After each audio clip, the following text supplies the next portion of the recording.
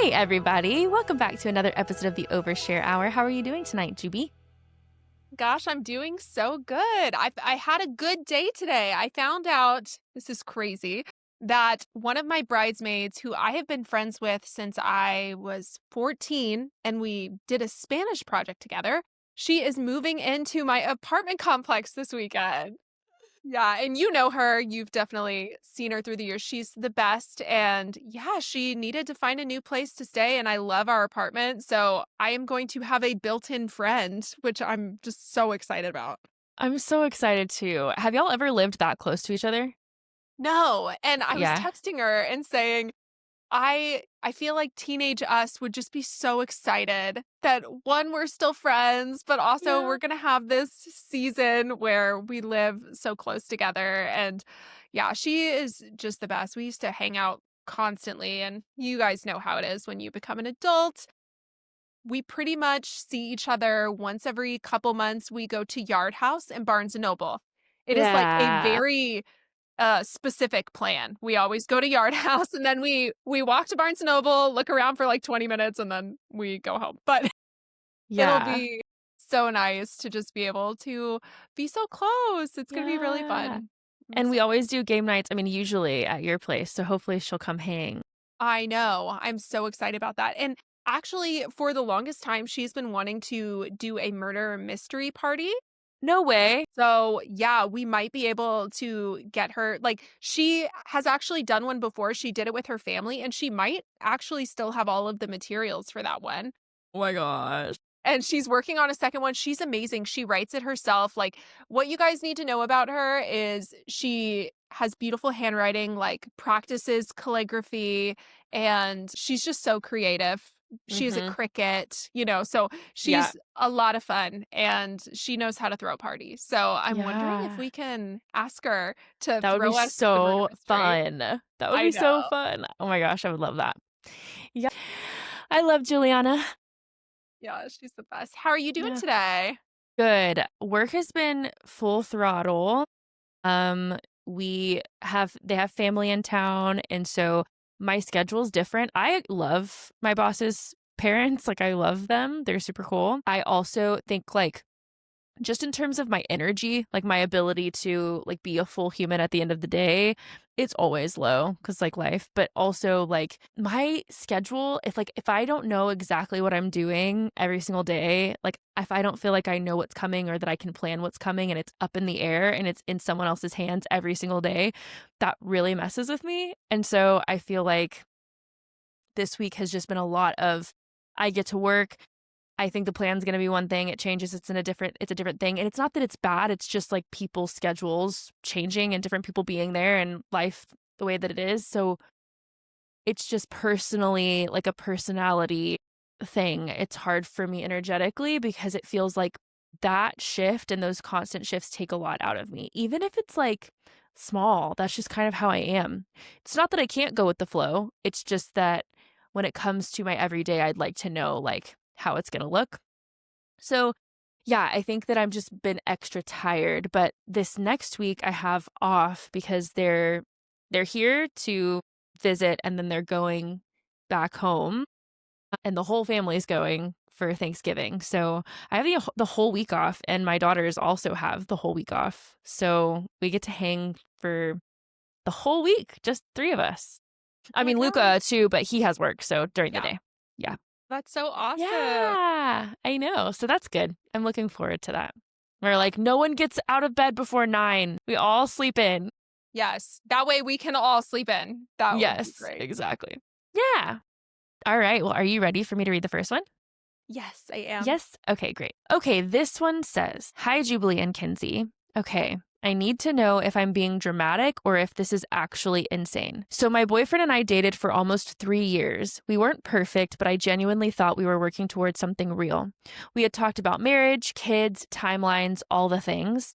Then one day he sits me down, says he's feeling confused about his future and that he needs space to heal and work on himself. I was heartbroken. I cried, he cried, and we ended things pretty amicably. I honestly walked away thinking, okay, maybe we'll circle back someday once we both get our lives together.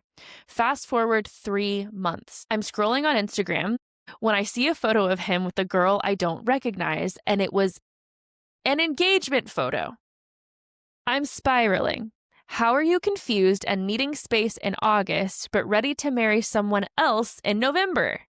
Did he just need space to date the girl he was already talking to? Was he dating her the whole time? His sister, who I was close with, swears they just met and that he just keeps saying, when you know, you know. But it's so hard to believe that he wasn't cheating before, and maybe his sister is just covering for him. Am I wrong for thinking there is no way? What do you guys think? Okay. I'm gonna girl chat it up. I'm just gonna say all of my thoughts. Okay. My first thought was his sister might not know. Like, he could easily be lying to his sister. I understand Yep. that the sister is saying, no, they just met, but do you think he wants his family to think badly of him? I Yep. don't think that that means anything, personally. No, you're not crazy. I think my first gut reaction is, which is so painful. Well, one, yeah, I'm so sorry. My gut reaction is I feel like he has to have known her or that she was in the orbit.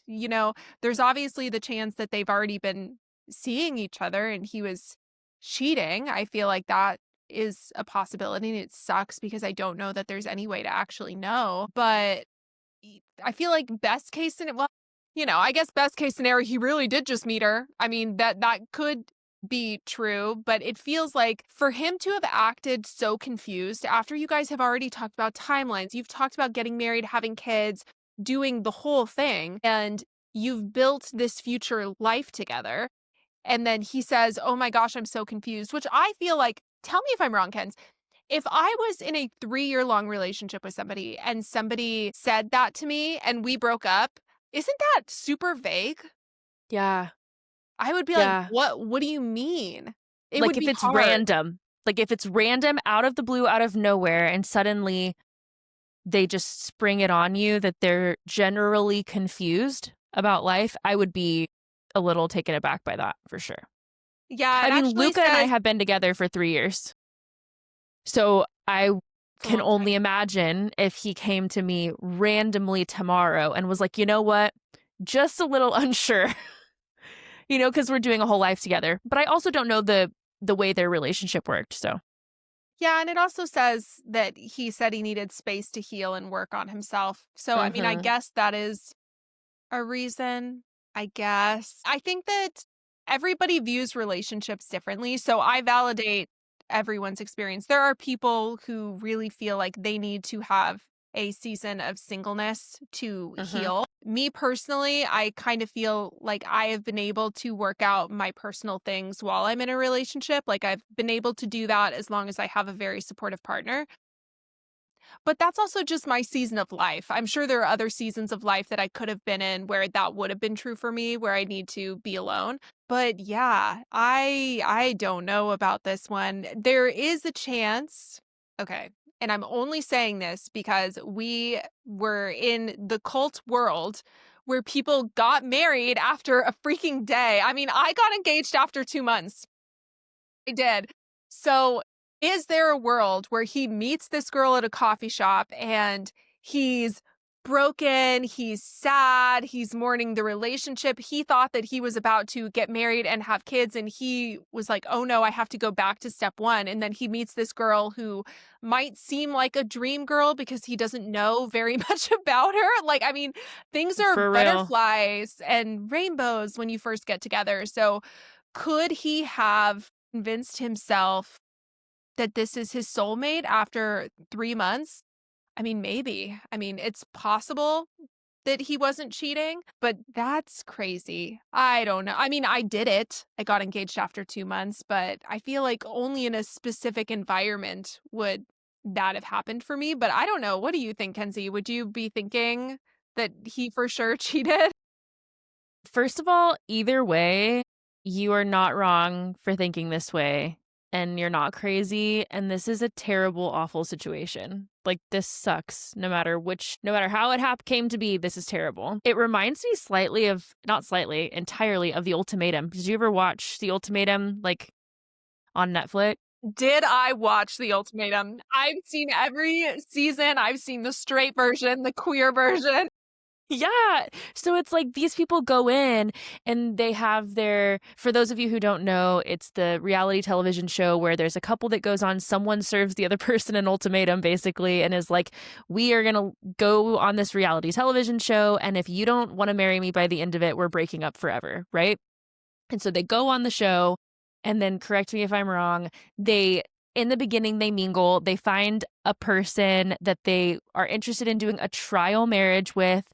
They pair up with that person and then they do 3 weeks no contact, or it's supposed to be no contact, with their primary partner or the partner they came with, and they do a 3 weeks pretend marriage with this person. And then after that 3 weeks trial marriage is over, they go back with their partner, their original partner, and they do a 3 week trial marriage with them and then see at the end if they're going to get married or leave broken up. So the amount of people who come on this show and are like, I'm just confused. I'm just not ready to get married. It's not you, it's me. And then the second they get alone with a new person, they're like sleeping together and they're like, oh my gosh, I'm in love. I never knew I could feel this way.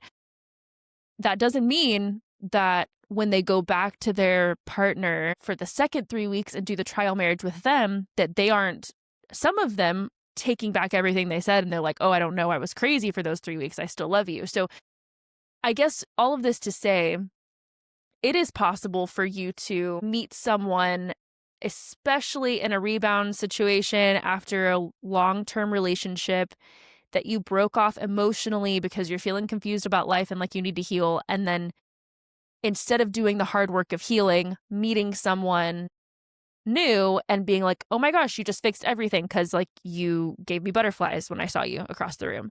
And that is possible. Like it's possible. I think it's a part of human delusion. Do I think that people do fall in love on a whim all the time? Yeah, I actually do believe like in love at first sight. I'm not a naysayer when it comes to people truly meeting their partners and knowing very early on. I'm not really saying any of that. I'm just saying that that's not always how it works. And there's also delusion, I think, that goes along with these types of things too. So all of this to say, it's impossible for us to say what's happening. Like it's impossible. We don't know. It's impossible for us to say if he was cheating, if he met her and, just had this moment and, is marrying her instead of working on his shit. If this is the real deal and they're going to live forever. I mean, come on. I don't know. But I do think that it is very possible, like you said in the beginning, that his sister is not lying to you, but he's lying to his sister. In fact, I think that's a way higher probability of what is happening if he was cheating. I don't know. I don't know if he was cheating. He could just have been friends with this person. Like there's no way to know. But either way, if you're asking for validation, I would feel unbelievably heartbroken. I would feel extremely angry. I would be really confused. I would want closure and answers. 3 months is not a long time to be broken up after spending 3 years together. Again, I just go back to thinking about me and Luca, and I'm just like, if this were to happen between he and I would be devastated. I don't know how I would recover from that. Do you know about the I am sure our listeners probably do, the lore of Justin and Haley and Selena Gomez? Yeah, slightly. Okay. Well, let me just tell Yeah. you the insanity of his rebound time. So a brief history of the rebound situation there is he was on and off for years with Selena Gomez and then they ended up breaking up and I think within 2 months, if I remember correctly, he was married to Haley. God. Oh my God. To the point where, I mean, there were paparazzi photos of him and Selena 2 months before, like, on a date night, kissing. He was, like, serenading her at a bar, and 2 months later, he was, Wait, I mean, I knew there was like a 2-month something, but I didn't realize it was from breakup to marriage. marriage, like, Yeah. fully married, Yeah. and, I mean, this is where I say these things happen in a very specific bubble a lot of the time, and for them, it was because they were involved in the Hillsong sector. And Mm. basically, these Hillsong pastors had talked to Justin and been like, well, if you know that you need to get married, I'm sure it had to do with purity culture. I'm sure it had to do with being a good Christian. And he was like, well, it didn't work out with her. And I'm going to go back with Haley. And, he married her after 2 months. And it's crazy. And actually, I feel bad about the level of hate that him and Haley get because I feel like their relationship is hopefully this doesn't age poorly, but I think it's fine. I think people Yeah. like read into things a lot. At this point, I'm like everybody needs to let it go. They're married. Yeah. But yeah, I think people do crazy things during Yep. breakups. Like girls, they go dye their hair. Men, they go get engaged and it's weird. Like if anything, I feel like you dodged a huge bullet with this guy because I don't know how could someone possibly do such a 180? Yeah. I don't know. Yeah. Thank God it happened now as opposed to after you were married and then, the midlife crisis hits and they decide they want to go start a family with someone else. Like that would be insane. And it sounds like the kind of person who might, I don't know, I don't want to won't talk shit, but I'm just Might saying, do that. yeah, maybe. Yeah. Okay, Kens, what do you think our writer should do? So obviously you want closure. Do we Mm. just leave it? Okay. I'm trying to think of what I would do versus what I would want to do, like would want to do in the best what my highest self would do. It's so hard because now it's towing the line. I know that after a 3-year relationship, this is how I would feel. I would feel like that person is still connected to me because 3 months had only passed. They would still feel I think it takes time to feel like you're no longer in a relationship. Relationships fade over time. I know that there's an ending when you say that there is an ending, but I think human emotion is complex and it fades when you start to feel like you are no longer together is a different point from when you say that you're no longer together. Does that make sense? Do you Yes. feel like that's true? Okay. So I think I would feel like, wait, you're still my boyfriend. What do you mean you're getting married to someone else? Like, we just broke up. I think that it would take me more time, even though logically I know that's not true, just in my body to feel like, well, that person is moved on. It would just be really hard. So it would be difficult for me not to reach out. But I think it also would be in the back of my mind that this person is now in a committed relationship with someone else. And so me trying to reach out to get my closure would be inappropriate to their relationship and that person. And that understandably would feel crazy. Like it would feel insane to even have to see it that way. But they're engaged. So it's almost like inappropriate for you to reach out and try to gain that closure because you're reaching out to an engaged person. Does that make sense? So there would feel like a level to me that feels like I no longer have access to you. So I feel like I would need to find my closure in therapy and move on. And that would be really difficult. It would be really difficult, especially if you love this person and it wasn't an ending that you sought out, but it was an ending that, they ended it and you did not. I can only imagine the heartbreak. But yeah, I think that that's when you have to find your healing on your own. And that is really, really challenging. But that's the way I see it. I would say, unless he ends it with this person and you have access to him again that is appropriate, and then you feel like you need to reach out and be like, hey, what was this? Like, what was this that happened? I would say that's fine. Whatever you need to do, to feel better. But yeah, he's in a committed engagement with someone. So it's, I don't think, appropriate anymore. I think it's best to not Hmm. engage at that point. I think it's so difficult though, because there's that level of grief, especially when you feel like you don't have closure, you don't have answers, and anger. If you want to feel angry, yeah, that's valid. I would feel like, wow, we were together for 3 years and you're engaged to this girl. I think my not highest self, okay, would probably, if we had mutual friends, would probably text them and say, give it to me straight. Were they like, for my own sake, to just Yeah. know, because I feel like so much of me would just want to know, like, "Hey, I know you're friends with him, but, like, can you just let me know, was this going on the whole time? That way I know what exactly I'm healing from." I'm not saying that's good advice, I'm saying that's my lowest sense of self is what I Yeah. would be very tempted to do, but I think that yeah, it's just a grief to have to try to move on without closure, but I think it's best to just accept that he is doing his thing and we'll see. how that works out for him because Uh-huh. a lot of relationships don't make it. And I don't think the ones that, 3 months, you hear things, you hear people, grandparents, people on Facebook. Mm. I just posted a trend recently Justin about Bieber. Justin Bieber. They always say, well, you don't know. I've been with my person for however many years and it happens. So Mhm. it could work out, but I don't know. I don't know about this one. Yeah, that's rough, and I'm so sorry Yeah, I'm so because I sorry. can only imagine what you're feeling. I would never wanna go through that in a million years, so, so sorry. All right. Are you ready for the next one?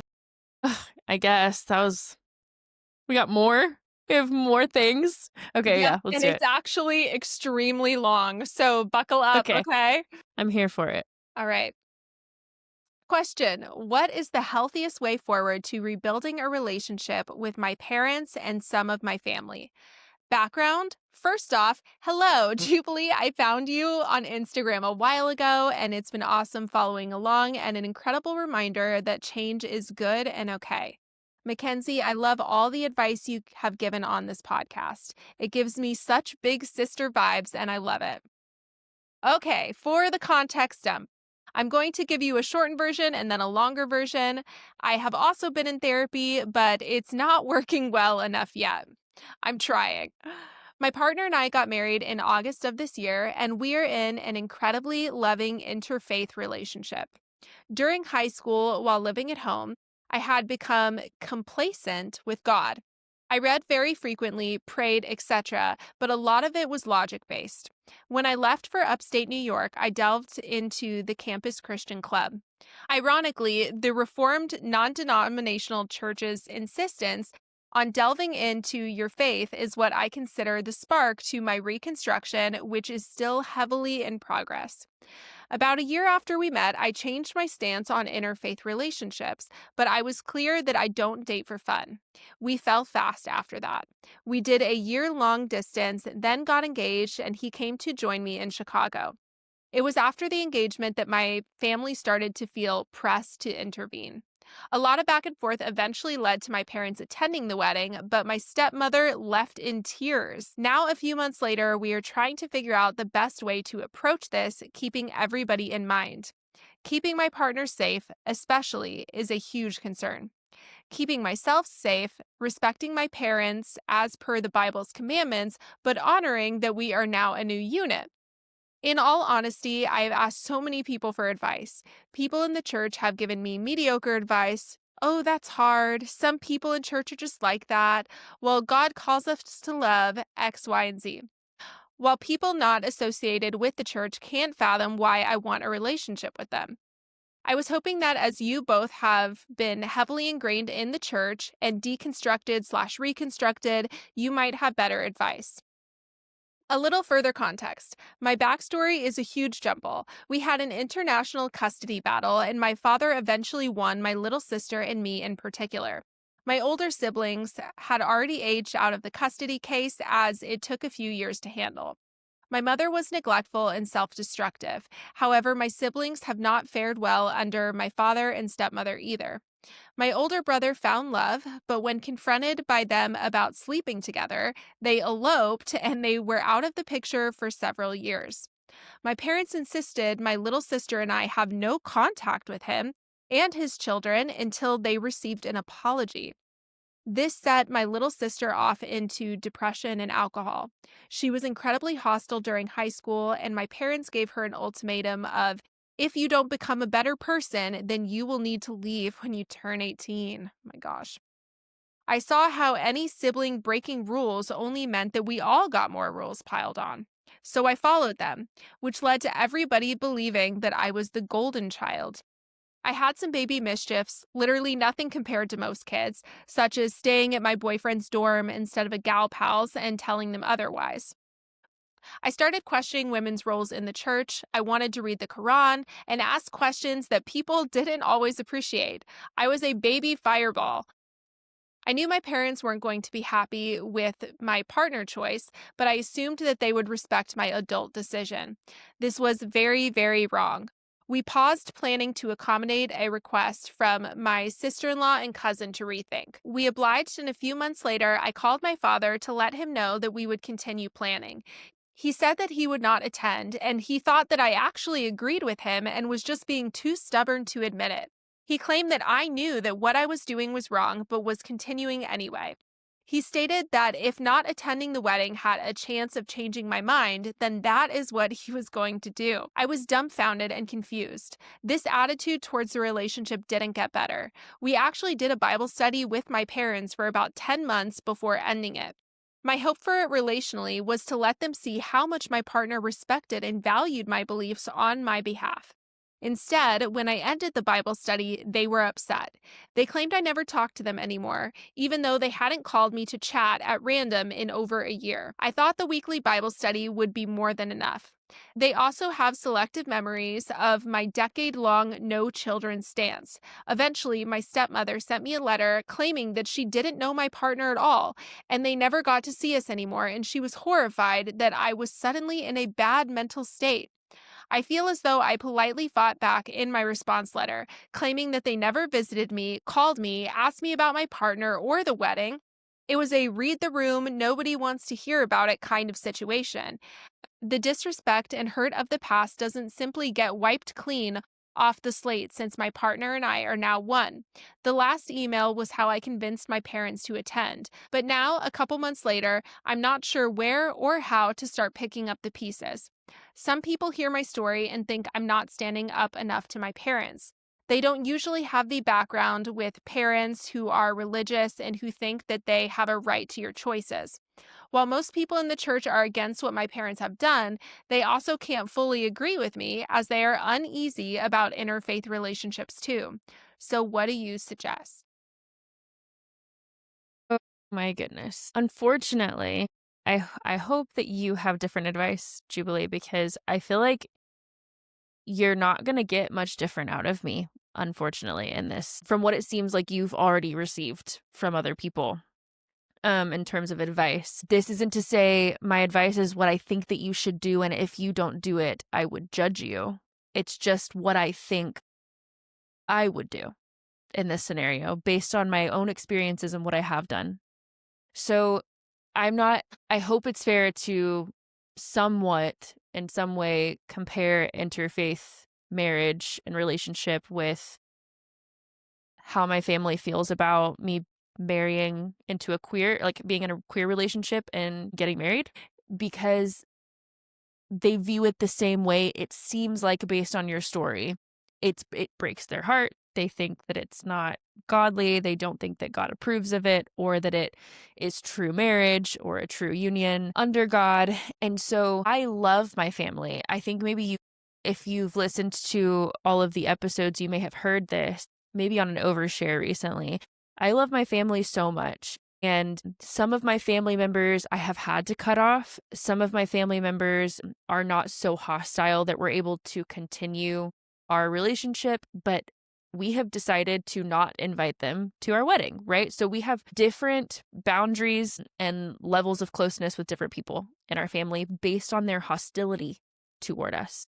The family members that I have cut off from my life completely have been what I would consider to be hostile. I would even use the word emotionally abusive, emotionally manipulative. And that's just because, as I'm sitting here listening to you talk about all of the things that you went through just planning your wedding, and how much of that moment for you and all of the planning around that moment was centered on your family and their comfort level and their beliefs about what you were doing, and taking away the where that time and attention and energy should have been put, which is on you and your partner and your union together.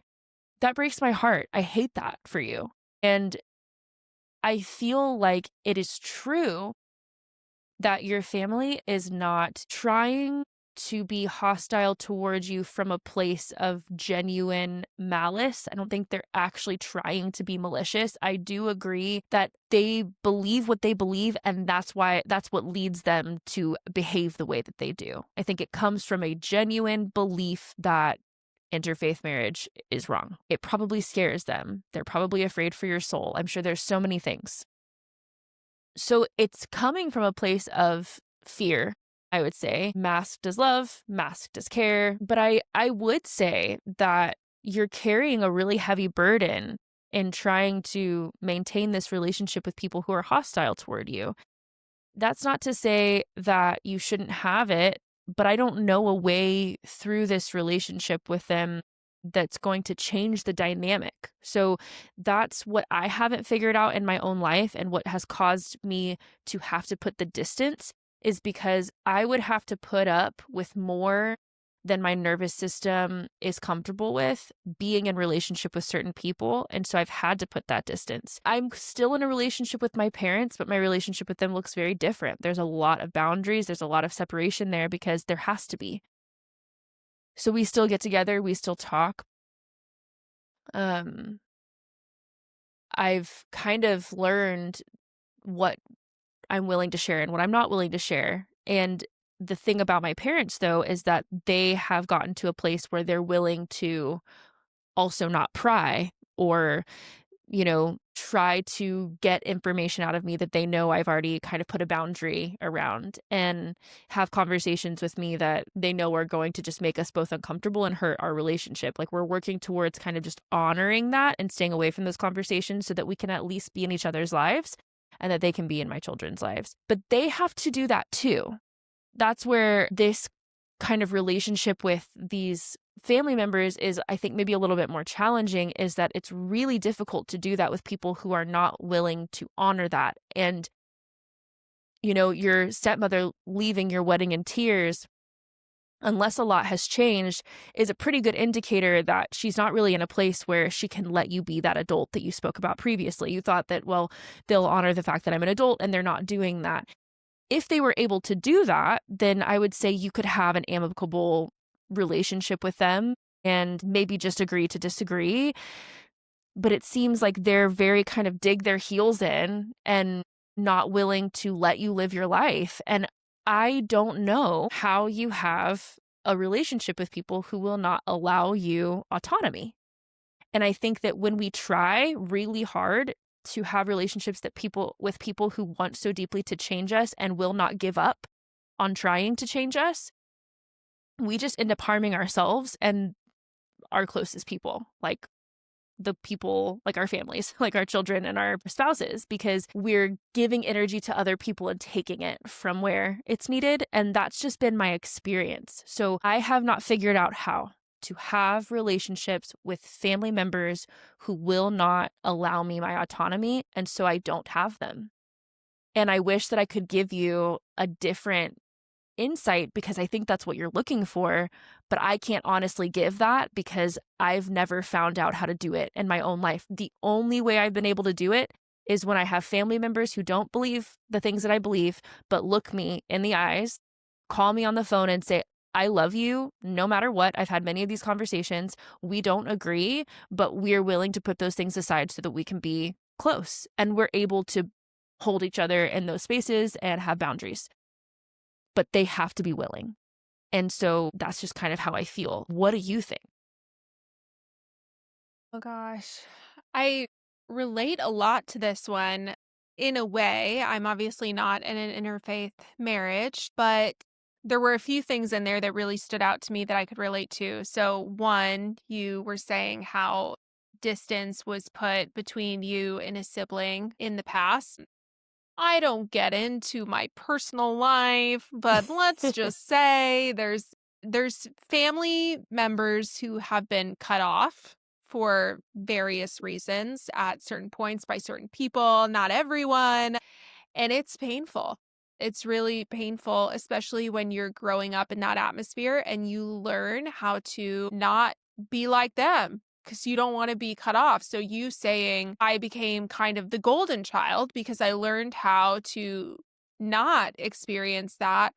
I couldn't relate to that more. I feel like my 20s were not wasted, very much focused on how do I not become the nightmare of the family, which is so sad because the nightmare was never a nightmare. and it's hard to look back on to see how much of my life was shaped on wanting that to not be me. So, going back to the situation with your parents, yeah, I don't know that you're going to love my advice either because I also feel like it's kind of similar. But what I think is that you need to somehow, and I'm preaching to the choir here, because these are actively things that Kenzie and I are working on in our relationships. There's a lot that I don't speak about on social media, and some of it has to do with deeper stuff, Same. And, Me too. I will say that you need to try to get to a point where their opinion does not matter. And I think you know that in your mind because you're writing this. You're saying, "Listen, I know that they're not respecting my partner and I'm proud of you for sticking up to them the week before the wedding." So that is like 100% the energy that needs to carry through. But you did do that, what was it, 10-month Bible study with your partner and your parents. Now, I totally understand why you did it. I actually dated an atheist when I was in high school. He was my high school sweetheart. I was trying to convert him the entire time, though. I tried to convince him to go to a Christian university. He used to go to church with my family. And I was like, "See, parents, he's trying," And I think that you went into that with the mindset of, I want to show my parents that he respects my faith. But I guarantee you, the reason why they weren't happy by the end of it is they were hoping he would be converted by the end of the Bible study. So I think any sort of bend to their will and what they want needs to stop because they don't have autonomy over your life, your marriage. It is between you and your husband how you choose to proceed. And anything like, say, I'm just throwing out an example, okay? Yeah. Will you go to church? Can you bring him to church for Easter? It's really important to us.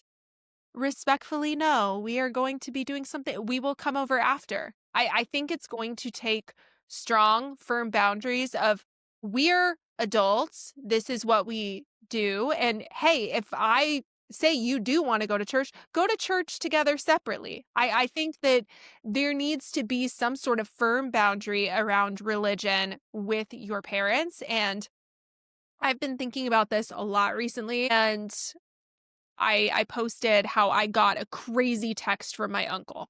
Insane text, and I don't feel unconditionally loved by that uncle at all. It was very much him saying that I was lost and God should save me from Satan's hands and stuff like that. And I think when I look at Bran's mom, who listens to this podcast because she's an angel, she Hi, listens. Brand's mom. I know. She listens to every episode of Healdish, every episode of the Overshare Hour. And when I found that out, I literally just cried. Um, she is the parent who loves unconditionally. She is so obsessed with Brandon. She loves him so much. And I know that even if he took a path that she disagreed with, she would still want to see him all the time. She wouldn't make him feel any sort of way. And unfortunately, I think that there's a lot of different ways that parents can parent, and some it's unconditional like that. And there's also a lot where it's very conditional on whether or not you buy into this specific belief system, if you choose to be in a straight relationship, what sort of job you have, do you make a lot of money? There's so many reasons why some parents kind of withdraw their love and affection from their children, and it's hard. It's hard, Um, not to say that your parents don't love you in their own way. That I think that that's what's the very complicated thing is that even these parents who say judge you for not having the job that they would want you to have, they still care about you, but you don't Yeah. feel that it's like unconditional. So it's hard because you can never feel fully settled. So do they want to see you? Yeah, I'm sure they do want to see you. And like you said, they would like this to all be swept under the rug because to them, they're like, okay, most Christians agree once you're married, you're married. So they were probably like, we are going to fight this tooth and nail until you get married, and we are going to grieve your wedding day, which they did because It's awful. your stepmom cried. But do they respect the marriage now? Yeah, because divorce is a sin. So Mhm. I'm sure they respect it now, and they just expect you to move on with the rest of your life with this. I don't mean to put negative things out into the world, but do I think that that's just gonna stop here?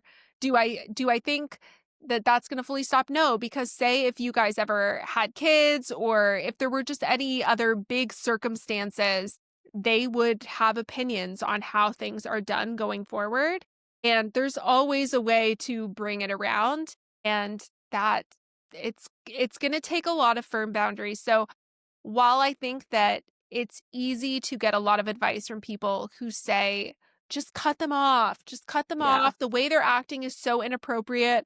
Listen, I hear all of that advice. I think there is a strong argument for doing that. And who knows, maybe 10 years from now, I will say, yeah, that's the healthiest thing to do, but Mhm. I also very much understand loving your family Yeah. and wishing that things could be different, but I think that the way going forward is going to have to be super firm boundaries of, "Listen, we can watch movies together, we can go to dinner, we can talk about I don't know, other things, but we're not gonna talk about this.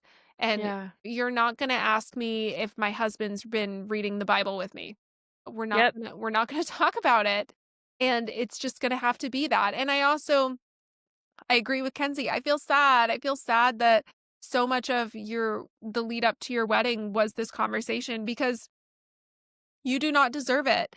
I think that it's beautiful what you guys have built. I often get the question of people saying how to handle being in an interfaith marriage, and I think you guys are doing such a good job. It sounds Yeah. like it is the outside opinions that are really causing so much trouble. It sounds like you guys have so much love and respect for each other, and that it's not a problem 'cause the issue is your parents are probably thinking, "See, it's causing so much problems," but you're the one causing the problems, if you weren't being this way, we actually have a great handle on how to navigate this.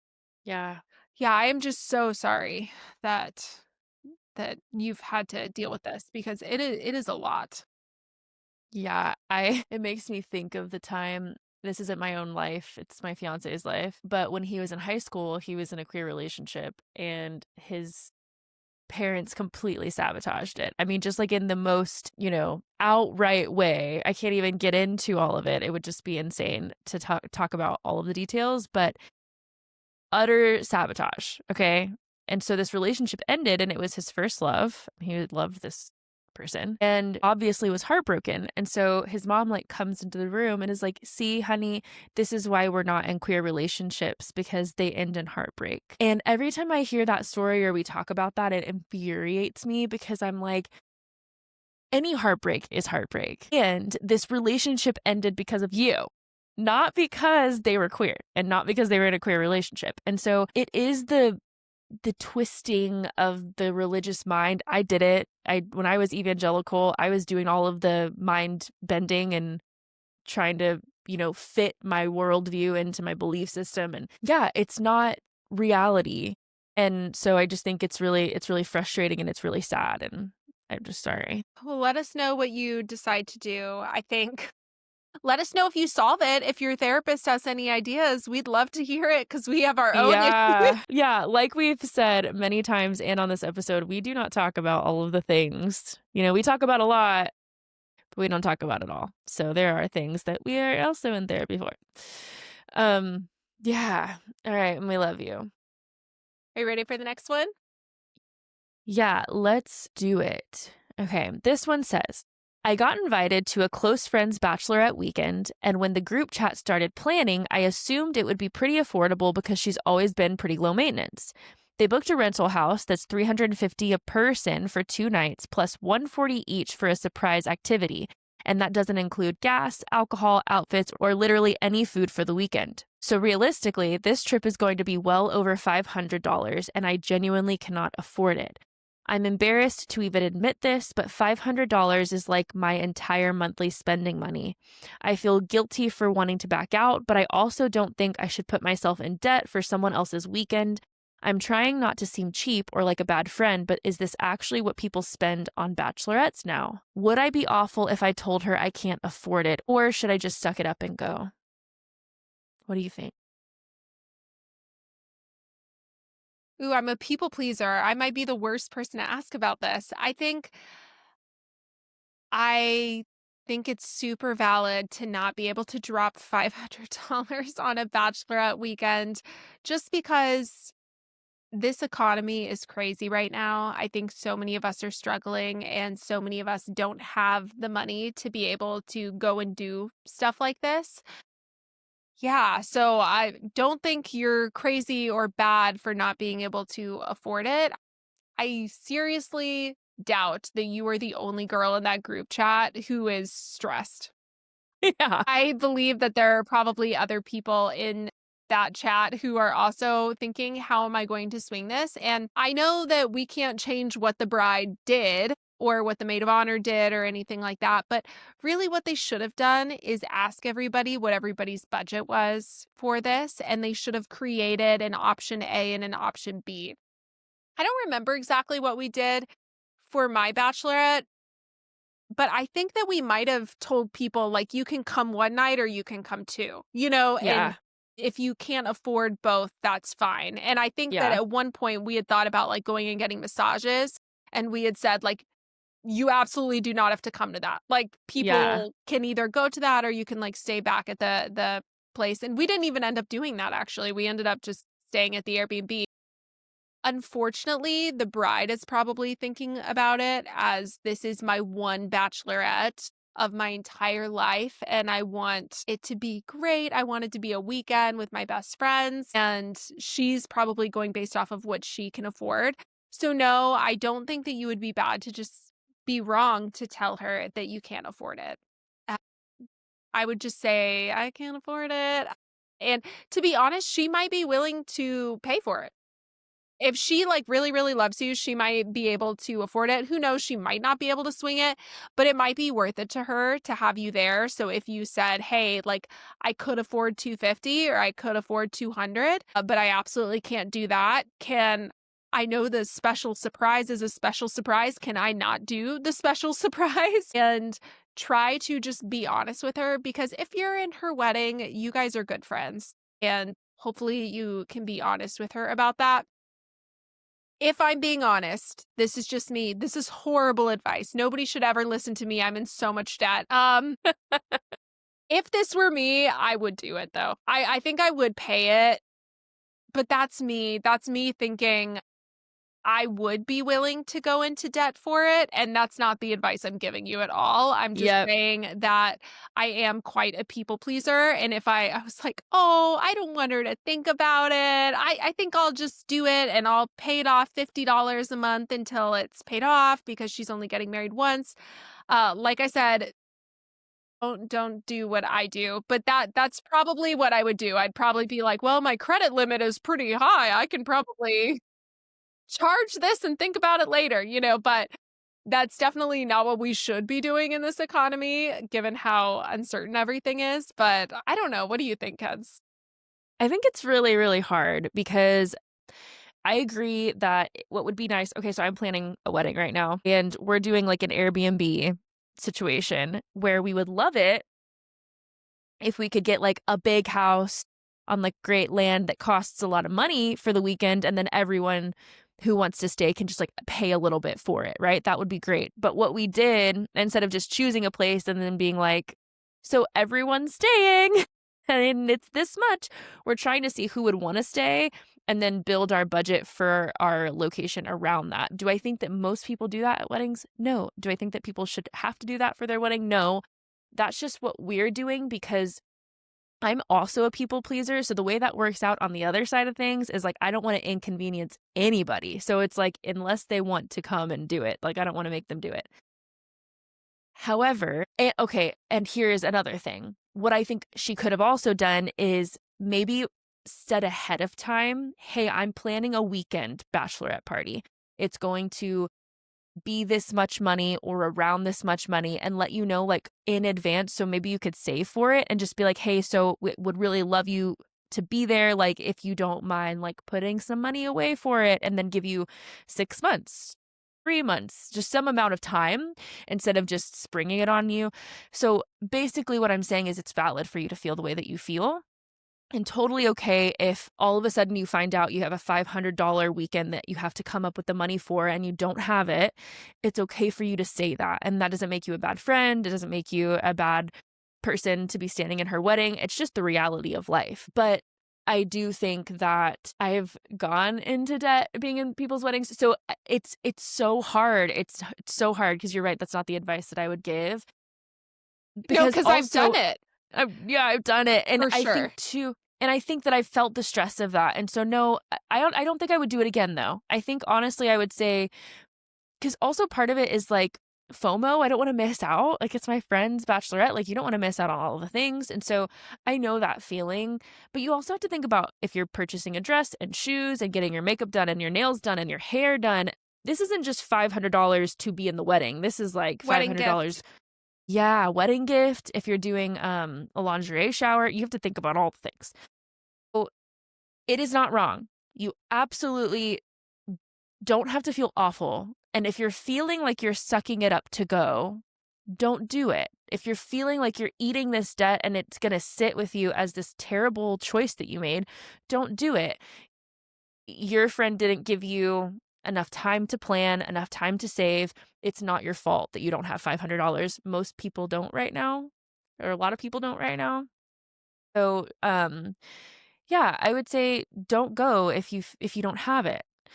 Um, and release yourself from the guilt because there are other expenses that come with being in a wedding and you just can't feel bad for that. But yeah, I have gone into debt being in weddings multiple times. And it's like, do I regret it? No, not necessarily, but I would make a different choice now because of where I'm at with my finances and how I'm managing my finances, that I would do things differently. Does that make sense? I don't resent it. I don't regret it, but I would do it differently now just because of how I view my finances and the way I'm thinking. So don't do it if you don't have the money.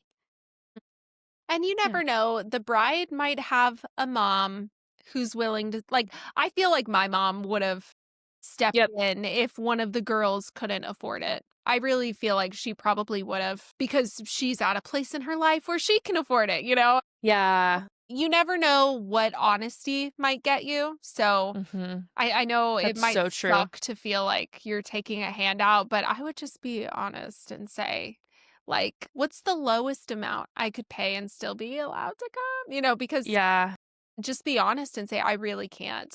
I I genuinely can't. Because like you said, oh my gosh, hair, makeup, lingerie gift, all of that. It's so expensive. Yep. It's a lot. It It's a is a lot. lot. Yeah. Alrighty. Well, are you ready to jump into our overshare moment?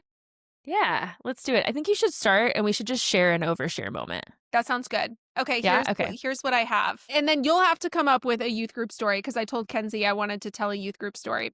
So I stitched this video, the Lifehouse skit. I don't know if you guys saw this growing up in the church, but there was this Lifehouse skit where it was this girl. They would perform this at youth group camps, right? So it is a girl and she is dancing with Jesus and it's beautiful, right? And all of a sudden bad things start to happen in her life. So they have a girl who I don't even know how they did it, but basically they imply that she sleeps with a guy, she starts drinking, she starts self-harming, she's in a really low point, and then all of a sudden Jesus comes and saves her from all of the things. He stands in front of these people and these people are like trying to grab at her. It's almost like they're demonic, you know, they're trying to Yeah. like get her and Jesus stands in the way and then he saves her and then they end dancing and walking into the sunset. And they performed this skit so many times. Like if you guys have not seen it, you need to go Google it. It is so cringe and crazy. And I used to cry to this thing constantly. It was a wild time to be alive. Thing about how theatrical our youth group was, okay? Because I share so many bad youth pastor stories, but our youth pastor, I will not say his name. I'm going to call him Mark. our youth pastor, Mark, he was pretty chill, but he was like kind of dramatic. Apparently, he had stepped in after the last youth pastor, I think, had some sort of scandal. And he was just a dad in the youth group and was like, I will step up and be youth pastor. But Kenzie, do you remember the time that he threw a Bible at the wall? No. Are you serious? No, not at all. I remember some things, but not that. Oh my gosh, how funny. Yeah, you'll have to share if you have any Mark stories. But I remember I was so scandalized, okay? Because here I am thinking, yes, we're like deep in the worship. Yes, Jesus is everything. We'd probably just listen to that one song that's like, I need you, Jesus, to come to my rescue. Uh-huh. And he is at the front. He starts giving his sermon. And I don't remember what he was saying exactly, but he had the Bible in his hand and he's like really, Yeah. saying that these words matter, and all of Hootin' that, and hollering. hooting and hollering. And he was so impassioned to the point where I was like, are you okay? Like, I remembered thinking like, whoa, this is a lot tonight. Yeah. So he says, if we don't follow these words, then this is just a book. Then it doesn't mean anything. And he threw the Bible at the wall because he was saying, like, it's just a book. Like, it's just a book. My If we God. don't do this. And I remember I got in the car to go home and I was like, oh my gosh, my youth pastor needs Jesus. I was concerned for his soul because I was like, I cannot believe that he threw the He Bible. threw the Bible. God is going to smite you, man. And it, like, now that I'm older, I'm like, you know what? I respect it. It was, he was trying to It make was a point. choice. It was a choice. He was definitely like trying to stand up to the religious systems and all of Yeah. that. But I'm so surprised you don't remember that. No, maybe I even like wasn't there that night, but I don't remember that. But funny enough, I am still very close with Mark. Mark is coming to my wedding. What? Yeah. Wait, I'm gonna cry. I get to see Mark Surprise. again. Oh my gosh, wait. I have to Yeah. tell him that my Youth Pastors Gone Wild series is not about him. Oh, no. Yeah, he's like, and I have some stories. I mean, he like I loved him. I always loved him, but he also had like really lacked boundaries and like telling you like what to do with your life and just like every youth pastor, he had his own shit and his own stuff to deal with. And He was just a guy. now, yeah, he was just a guy who loved Jesus, but he was just a guy. And so, yeah, what I love so much about him now is that he carries that same authenticity, but he's totally willing to just like be real about how he was then and like the trauma that we faced in the youth group. Um is just, yeah, he's pretty cool. Like I just sit and have a glass of wine with him and talk, and yeah, he's coming to the wedding. Oh my gosh, when was that? So my friend Alina and her whole family is really close with their family. And so I see them 2 times a year probably. Yeah, and so we'll just catch up and talk, and every once in a while he'll text me. But yeah, that's Mark and his wife too. Well, do you have any for your overshare moment? Do you happen to have any funny youth group stories top of Yeah, mind? I'm not gonna share about Mark because there are none that I feel like are like really coming to me right now to share. But I'm gonna talk about, this was like, I don't remember what camp this was because it wasn't Beach Blast, so it wasn't like our big summer camp. Sex camp? But it was one of, Did you go to sex it camp? might have been sex camp or like Disciple Now, like one of like the week-long.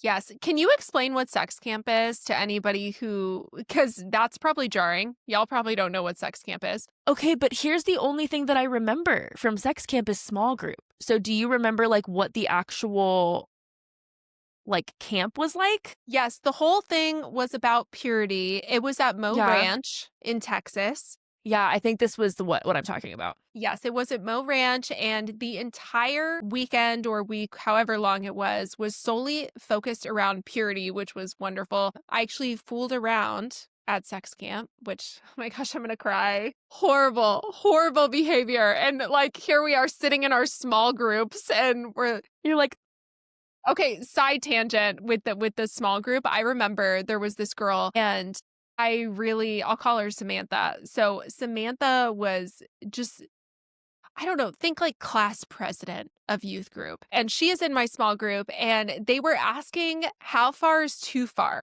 What's a Uh-huh. sin? And she had been in a relationship with one of the guys who she ended up marrying from youth group for a couple years. It gets to her, and before it got to her, people were like, oh, well, probably making out laying down, probably anything under the clothes. It gets to Samantha, and she said, anything that turns you on. Yep. And I remember looking at her, and somebody said, "Wait, but what if like holding hands gives you butterflies and you get turned on?" And she said, "Then it's too far." And I felt so judged knowing that I had just fooled around this. You're like, Which when I "Oh, say fooled around, guys, well, it did become more later on, but it wasn't like so crazy. But yeah, that was my experience at sex camp. What is yours? yeah." So that is definitely the camp I'm talking about, and I had a group leader. So funny because these people that we talk about, like, what was it, her name, Samantha? Yeah, so, like, they're divorced now and, like, deconstructed, and the leader that I'm talking about who led my small group is also divorced and, like, deconstructed. It's just, like, everyone gets married in youth group, and then it's like, "What were we thinking?" So, anyway, um, yeah, we had the same conversation where it was like, "How far is too far? What is a sin? When do you know?" And she was talking to us about how she had a boyfriend at the time who was, like, a long-term boyfriend. She ended up marrying someone else from the youth group, Or but she was like, "Sometimes, like, we'll be hugging, and just the feeling of his hand on my back, like, is just too much, and I have to, like, step away." And I realized that the music that we listened to together in the car, like CDs, like back when we had CDs that we listened to instead of streaming music. She was like, CDs that we listened to together in the car, the lyrics are not honoring to God and they're causing temptation between us. And so we together as like a ceremony broke our CDs into pieces. And I think she said they flushed them down the toilet, which cannot be good for the plumbing system, but I'm pretty sure that's what she said. hopefully one singular CD, unless they like pounded these CDs to smithereens. Like, just smush them, and so she was like, because these bands that they, like, listened to, they'd go to concerts together, she was like, "We realized that it wasn't honoring God, and it was causing temptation between us to, like, listen to this, like, ungodly music," and so after that, everyone in our small group, I remember, like, specifically that night, like, texting the boy that this was, like, pre, like, marriage and Ben and all of the things, and so I remember, like, texting the boy that I was not even dating, but, like, kind of was, like, flirting with over text. It was like, "We can't ever talk to each other ever again," and then going home and getting rid of all of my CDs. I was just No, like, you "I'm gonna be." didn't. Oh, I took it so seriously for about a week. But I think that's how the highs of camps worked, is that everyone Absolutely. got together and they're like, "Yeah, and, like, this is sin, and Yeah. we're gonna do it, and we're gonna live for God," and then you go home and you make all these big promises, and then, it's not sustainable to live your life like that. So, yeah, that was crazy. Oh my gosh. No, I Mhm. believe it. It was Yeah. a time to be alive. We were all very dramatic, but how could we not be when we have a youth pastor throwing his Bible at the wall? You know, I mean, we were. Love you, Mark. Shout out, Mark. Shout out. No, I'm like, this was so serious. Yeah. And we like love his kids, actually. I, Uh-huh. I actually made a whole TikTok video one time talking about Mark, saying that he was great because I Mhm. was like, the world needs to know that I did not hate my youth pastor. Yeah. Thankfully, don't Yeah. get me wrong, it was intense, it was dramatic. I Mhm. felt like this was, like, life or death situations, so in that way, it was intense, but at least it wasn't, like, abusive or harmful in that Yeah. way, you know? 'Cause he has, like, a very passionate Very. personality mixed with, like, theology that is, like, off, and so those things married is just, like, a very intense experience, but very well intentioned with so much love. How old do you think he was? 30s? Which is so crazy. I thought he was so much older, and then I Me was too. thinking about this recently, and I'm like, what was he, like, 34? Like, I don't like, he Yeah. wasn't even old, but I thought that Yeah. he was I thought he was up there. He's a dad, you know? I thought so too, but he literally was like a kid. I mean, kind of like us, kids. Absolutely. Oh my gosh. Well, I think that is it for this episode of the Overshare Hour. So please continue to write in. We are down for any stories. Like, it can be for advice, it can be if you guys just want to give us an update on your life or a crazy situation, or if you feel like everybody in your life is kind of crazy and you need us to validate you on anything Yeah. that you're going through, like, feel free to write into our submission form. And Kenzie, do you want to tell them about our Patreon? Yes, we have a Patreon, and every month we give you 3 bonus stories. We're doing Reddit stories on Patreon because, like we've said previously, we didn't want to put advice behind a paywall. So we're doing our hot takes and our reactions basically to Reddit stories. So we've done things like, Am I the asshole? Or like, Am I overreacting? So you can also send in, if you are a Patreon member, you can send in your favorite Reddit stories or things that you want us to talk about and react to, and we'll make sure that we get to those as well. So you can DM those to us or send them to us in an email. And that is just $5 a month for those extra 3 bonus stories. Yeah. Well, thank you guys so much for listening, and we will see you next week for another episode of the Overshare Hour. Love you guys. Bye. Bye.